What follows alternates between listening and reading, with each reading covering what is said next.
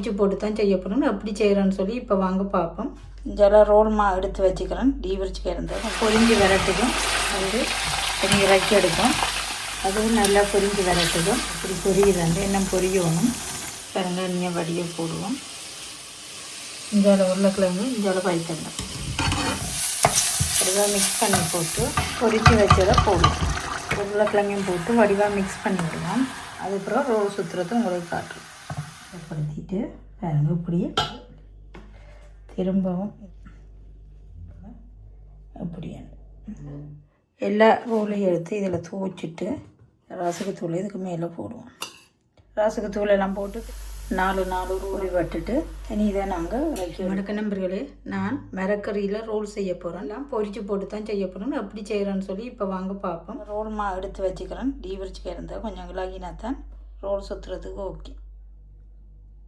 உருளைக்கிழங்கு, பைத்தங்காய்,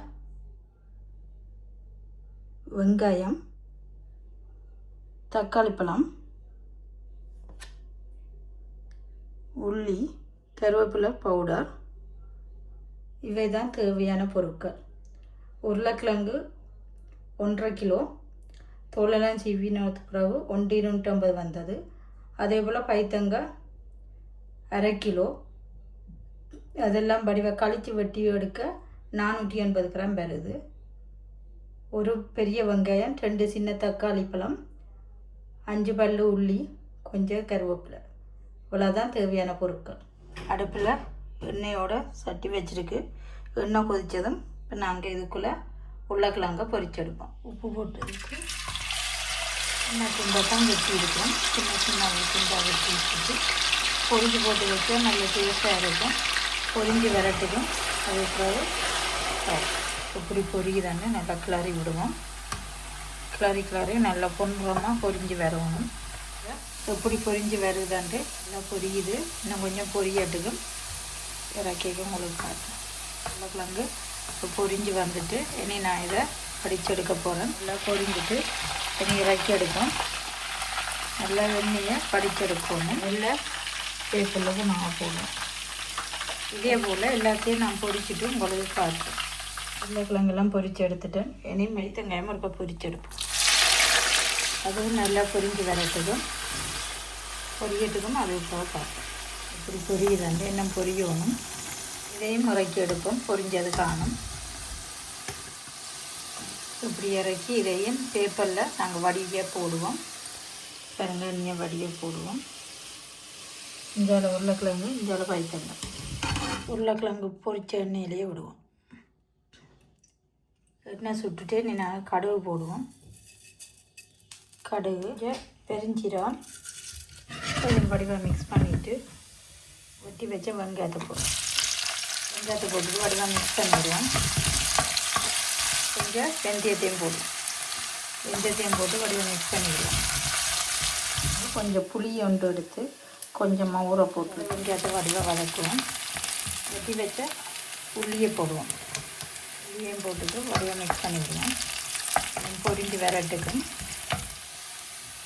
தக்காளி பழம் அதையும் போட்டு வடிவாக மிக்ஸ் பண்ணுவோம். தக்காளி பழம் கொஞ்சம் வதங்கி வந்துட்டு சரக்குத்தூள் தான் நான் போடுவேன். இதில் 2 கரண்டி சரக்குத்தூள் போட்டுருக்கு. இதில் நச்சீரகம், மஞ்சள், மிளகுத்தூள் எடுத்து வச்சுக்கிறேன். அதையும் இதுக்குள்ளே போட போகிறேன்.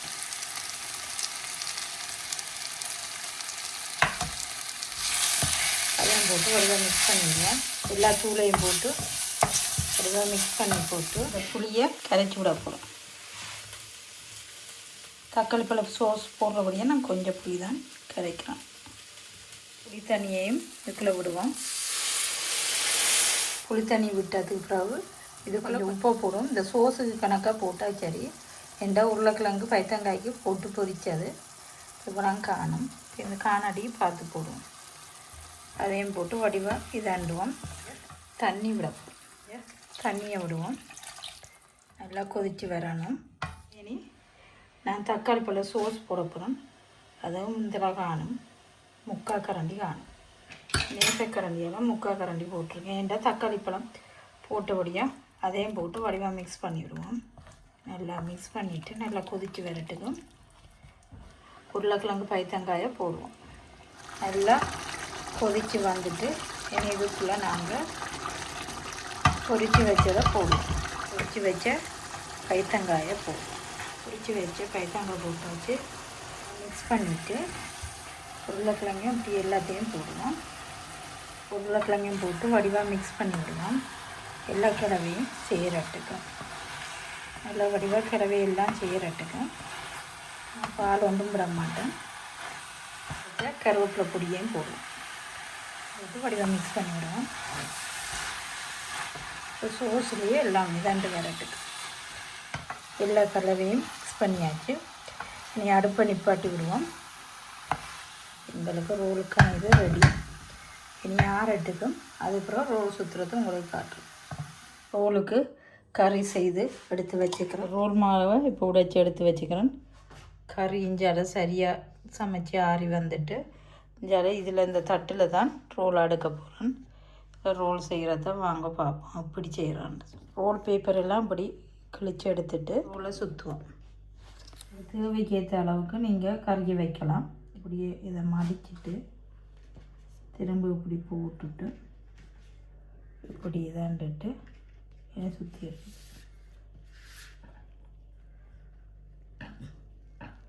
நாங்கள் இப்படி இறுக்கமாக சுற்றி எடுத்தால் சரி. பாருங்க மரக்கறி ரோலுக்கு இப்படி சுற்றி எடுப்போம். திரும்ப உங்களுக்கு ஒன்று சுற்றி காட்டுறேன். ரோல் பேப்பர் இப்படி எடுத்துட்டு கறியை எந்த வளம் வைக்கலாம், எந்த வளம் உங்களுக்கு விருப்பமோ அந்த வளத்தில் வைங்க.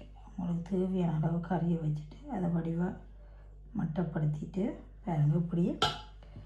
இப்போ நான் இப்படி தாண்டுட்டு திரும்பவும் இதை இஞ்சால கொண்டு வந்துட்டு திரும்பவும் இப்படி கொண்டு வந்துட்டு இதை சுற்றி எடுப்போம். பாருங்கள் அப்படி. இதே போல் எல்லாத்தையும் செய்து எடுத்துகிட்டு உங்களுக்கு காட்டுறோம். எல்லா ரோலையும் நாங்கள் இப்போ சுற்றி எடுத்துட்டோம். துவைப்பானை கரைச்சி எடுப்போம். துவைக்கிறதுக்கு வெள்ளை மாவும் மைஸ் மாவும் சேர்த்து மிக்ஸ் பண்ணி கரைச்சி எடுப்போம். பாருங்கள் சோளமா இதால் ஒரு கரண்டி 1.5 கரண்டி போடுவோம். வெள்ளை மாவுலையும் ஒரு கரண்டி எடுக்கிறேன். சரி அரைவாசி எடுக்கிறேன். 1.5 கரண்டி அப்படி 2லேயும் 1.5. இது சோளமா வெள்ளையாக இருக்கிறது, இது வெள்ளை கோதுமை. கொஞ்சம் உப்பை போடுவோம், தண்ணியை விடுவோம், அளவாக பார்த்து விட்டு அடிப்போம். அப்படியே மிக்ஸ் பண்ணி விடுவோம். கரைச்சி எடுத்துட்டேன். இனி துவைச்சி இதுக்குள்ளே பான் தூள் பக்கெட்டில் வாங்கியிருக்கிறோம். இதை இப்போ வைக்கல ரசுக்கு தூளை போடணும். பாருங்கள் இப்படி எடுத்து இதில் துவைச்சிட்டு ரசுக்கு தூள் இதுக்கு மேலே போடுவோம். எடுத்து வைப்போம். பாருங்க இப்படியோ ஒட்டாது. இதை அப்படியே அடிக்கும். திரும்பவும் காட்டுறேன் பாருங்கள்.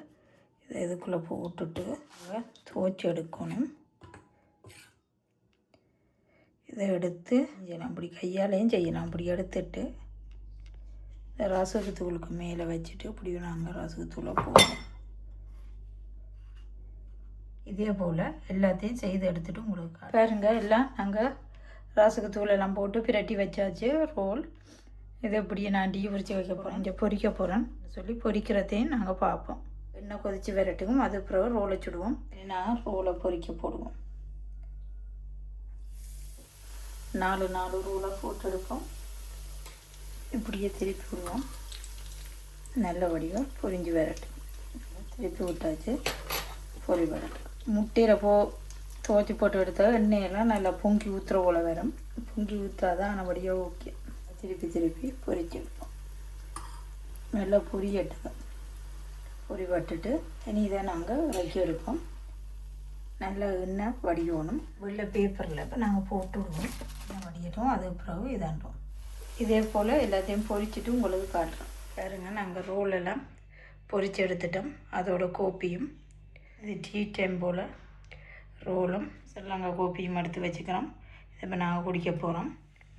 உங்களுக்கு இந்த வீடியோ பிடித்திருந்தால் லைக் பண்ணுங்கள், ஷேர் பண்ணுங்கள், சப்ஸ்கிரைப் பண்ணி பெல் பட்டனை அமர்த்துங்கள். மீண்டும் அடுத்தொரு காணொளியில் சந்திப்போம். நன்றி, வணக்கம்.